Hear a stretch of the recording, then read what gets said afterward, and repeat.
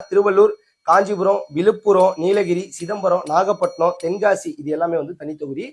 குறிப்பா ஒரு விஷயம் நம்ம சொல்லணும்னா, விடுதலை சிறுத்தைகளுடைய கட்சி தலைவர் தொல் திருமாவளவன் வந்து சிதம்பரத்துல போட்டியிடறதுக்கு காரணமும் இதுதான் அப்படின்னு சொல்லலாம். தமிழகத்துல 234 சட்டமன்ற தொகுதியில 46 சட்டமன்ற தனி தொகுதிகள் அப்படின்னே வந்து சொல்லலாம். இந்த தொகுதியில வந்து யாரெல்லாம் வாக்களிக்கலாம் அப்படிங்கிற ஒரு சந்தேகமும் நமக்கு வரும். இந்த இதுல வந்து வேட்பாளர்கள் மட்டும்தான் இந்த சமுதாயத்தை சேர்ந்தவங்களா இருக்கணும். மற்றபடி வந்து ஓட்டு போடணும் அப்படின்னா நமக்கு ஓட்டர் ஐடி இருந்தாவே மட்டும் போதும், யார் வேணா ஓட்டு போடலாம் அப்படின்னா. நெக்ஸ்ட் வந்து இந்த பொது தொகுதி அப்படின்னு சொன்னா இந்த தனி தொகுதி இல்லாத மற்ற எல்லா தொகுதியும் வந்து பொது தொகுதி அப்படின்னு வந்து சொல்லுவாங்க. இங்க வந்து போட்டியிட தகுதி அப்படின்னா கிடையாது.